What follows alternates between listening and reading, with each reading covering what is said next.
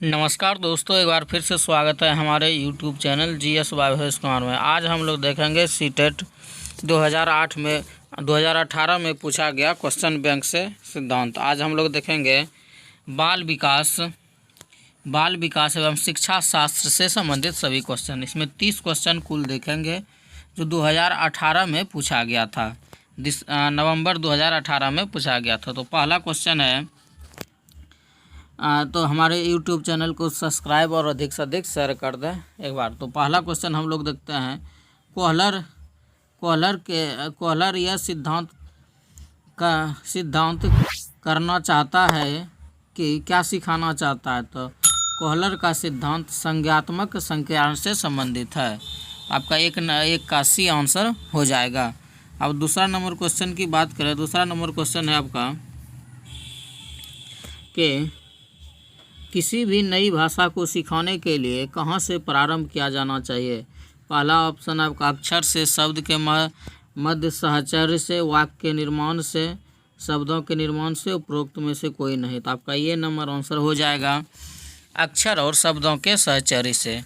3 number question है आपका कि समावेशी शिक्षा में किस प्रकार के छात्र छात्राओं को शामिल होते हैं। केवल विशिष्ट है, सामान्य विशिष्ट, केवल सामान्य, बहुभाषी और प्रतिभाशाली। तो आपका बी नंबर आंसर हो जाएगा सामान्य और विशिष्ट छात्र, हमारा अर्थात सभी तरह का छात्र इसमें रहेंगे। तो 3 का 2 नंबर आंसर हो जाएगा। आपका 4 नंबर क्वेश्चन है कि अधोलिखित गणित संबंधी अधिगम व क्षमता में कौन सा पद परिभाषित करता है। निरस्ता संबंधी दोष, पठन दोष या गणना दोष। तो आपका गणित से संबंधित है, तो ये आपका हो जाएगा आपका 4 का सी नंबर गणना दोष। 5 नंबर का क्वेश्चन है आपका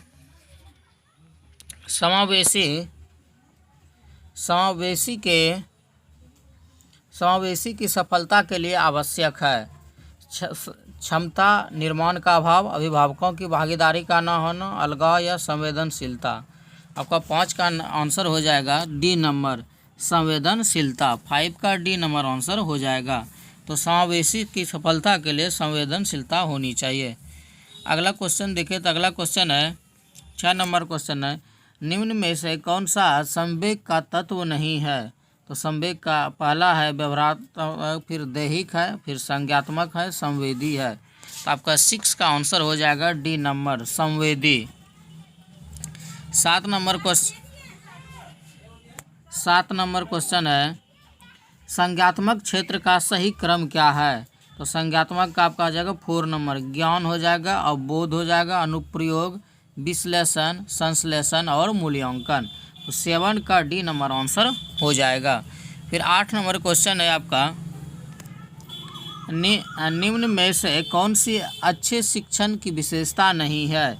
तो इसमें हो जाएगा आपका स्वेच्छाचारी, जनतांत्रिक, सहानुभूतिपूर्ण, वांछनीय सूचना देने वाला। तो आपका ये नंबर हो जाएगा स्वेच्छाचारी। तो 8 का ये नंबर आंसर हो जाएगा। फिर 9 नंबर क्वेश्चन है आपका, अभिप्रेरण का प्रत्यास्थता सिद्धांत किसके द्वारा दिया गया है। अभिप्रेरण का प्रत्यास्थता सिद्धांत किसके द्वारा गया है। यह दिया गया आपका विक्टर ब्रूम के द्वारा। तो 9 का ए नंबर आंसर हो जाएगा। 10 नंबर सवाल है आपका, अग्रिम व्यवस्थापक प्रतिमान किस परिवार से संबंधित है। वैयक्तिक, फिर सामाजिक, अंतःक्रिया, फिर सूचना प्रक्रियाकरण, व्यवहार परिमार्जन। तो 10 का आंसर आपका हो जाएगा सी नंबर, तो सूचना प्रक्रियाकरण। अगला क्वेश्चन है 11 नंबर क्वेश्चन है आपका, कौशलों के हस्तांतरण के लिए कौन सा उपयोगी है। कौशलों के हस्तांतरण के लिए कौन सा उपयोगी है। कौशल हस्तांतरण एक गति है, न उद्देश्य, रैखिक अभिक्रम, शाखीय अभिक्रम, तैयारी और अर्जन। तो आपका 11 का आंसर हो जाएगा ये नंबर, कौशल हस्तांतरण एक गति है, न कि उद्देश्य। 12 नंबर सवाल है आपका, निम्न में से कौन सा शिक्षण सूत्र नहीं है। सरल से कठिन की ओर, ये है वो निश्चित से निश्चित की ओर, ये भी है आपका दृश्य से अदृश्य की ओर। आपका डी नंबर आंसर हो जाएगा। निगमन से आगमन की ओर ये शिक्षण का सूत्र नहीं है। तो आपका 12 का डी नंबर आंसर हो जाएगा। 13 नंबर सवाल है, सूक्ष्म शिक्षण चक्र का प्रथम पद क्या होता है? तो यह सूक्ष्म, ये जो होता है नहीं, सूक्ष्म शिक्षण चक्र टोटल 36 मिनट का होता है। पहला जो होता है पाठ योजना, 13 का सी आंसर हो जाएगा। 14 नंबर सवाल देखें तो 14 नंबर सवाल है आपका, निम्न में से कौन सा अबोध स्तर के शिक्षण में शामिल है? पृथक्करण, अनुप्रयोग, तुलना, अन्वेषण। आपका हो जाएगा अन्वेषण।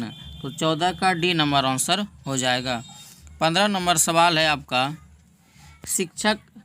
शैक्षिक सुधारों में प्रभावकारी विकेंद्रीकरण तभी संभव होगा जब खंड एवं संकुल संदर्भ केंद्रों की भागीदारी बढ़े, स्थानीय संदर्भों में व्यक्ति उपलब्ध हो, अध्यापकों के पास संसाधन और प्रशासनिक सामग्री मौजूद हो। तो आपका हो जाएगा, इसमें तीनों हो जाएगा, अर्थात इसका आंसर हो जाएगा आपका डी नंबर हो जाएगा। 16 नंबर क्वेश्चन है आपका, एक छात्र पढ़ रहा है, उसका नाम लेकर किसी ने बुलाया, निम्न में से किस संवेदना के द्वारा छात्र अपने अनुक्रिया प्रकट करेगा?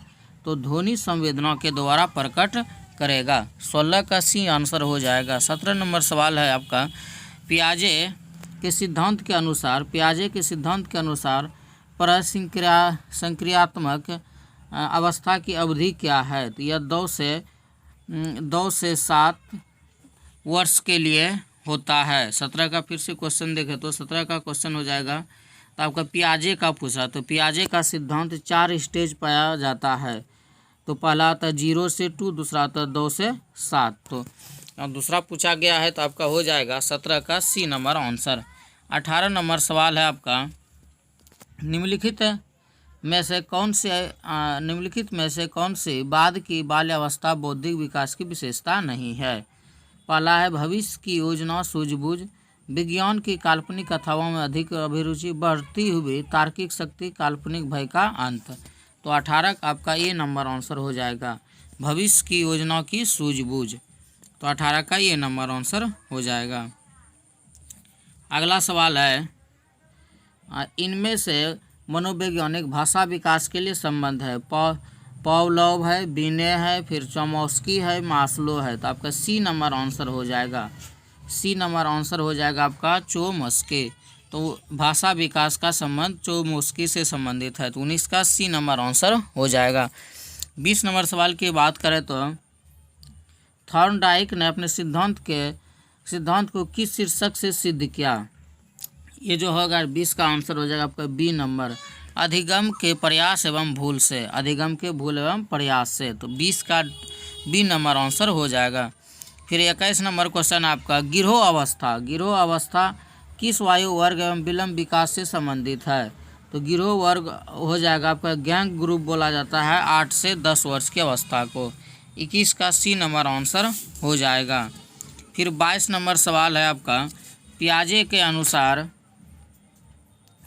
अनुसार संज्ञात्मक विकास की तृतीय अवस्था निम्न में से कौन सी है? तो पियाजे के अनुसार तीसरा पूछा है, तो 4 अवस्था होता तो आपका हो जाएगा तीसरा मूर्त संक्रिया अवस्था। 22 का सी नंबर आंसर हो जाएगा। फिर 23 नंबर सवाल है आपका, 23 नंबर सवाल है, निम्न में से अधिगम योगदान देने वाले मनोवैज्ञानिक कारकों में कौन शामिल नहीं है? आपका 23 का हो जाएगा, 23 का आंसर हो जाएगा डी नंबर, विषय वस्तु का स्वरूप। तो 23 का डी आंसर हो जाएगा। अब 24 नंबर सवाल आपका, निम्न में से सामाजिक मूल्य कौन सा है? तो सहायता परक व्यवहार सामाजिक मूल्य है। तो 24 का ये नंबर आंसर हो जाएगा। 25 नंबर सवाल है आपका, 25 नंबर सवाल, पश्य अन्वेषण एवं साधन साक्ष्य विश्लेषण निम्न से किसके का उदाहरण है? तो 25 का हो जाएगा स्वतः शोध के द्वारा। तो 25 का ये आंसर आ जाएगा। तो 26 नंबर सवाल है आपका, सीखने के वक्र अभ्यास द्वारा सीखने की मात्रा, गति, प्रगति की सीमा को ग्राफ पर प्रदर्शित करती है, यह किसने कहा? तो ये हो जाएगा एबिंगहास ने। तो 26 का सी नंबर आंसर हो जाएगा। 27 नंबर सवाल है आपका, तो 27 नंबर है, निम्न में से थॉर्नडाइक के अधिगम के प्राथमिक नियम में शामिल नहीं है। तो 27 का आंसर ये नंबर हो जाएगा, साहचर्य स्थानांतरण का नियम। फिर अगला सवाल है 28 नंबर। 28 नंबर सवाल है, अनुकूलित अनुक्रिया सिद्धांत किसके अनुकूलन पर बल देता है? तो 28 का हो जाएगा आपका व्यवहार। 28 का बी नंबर आंसर हो जाएगा। 29 नंबर है, क्रिया प्रसूत अनुबंधन का दूसरा नाम क्या है? तो नैमित्त अनुबंधन है। तो 29 का 2 नंबर आंसर हो जाएगा। 30 नंबर सवाल है आपका, निम्नलिखित में से कौन सा अधिगम की एक विशेषता नहीं है? तो ये नंबर हो जाएगा 30 का ये नंबर आंसर हो जाएगा। हम लोग इस वीडियो में कुल 30 क्वेश्चन दिखे, जो कि आपका था सीटेट 2018 संबंधित, सीटेट से संबंधित क्वेश्चन। तो इस वीडियो में इतना ही। तो हमारे यूट्यूब चैनल को सब्सक्राइब और अधिक से अधिक शेयर करें। थैंक यू, नमस्कार।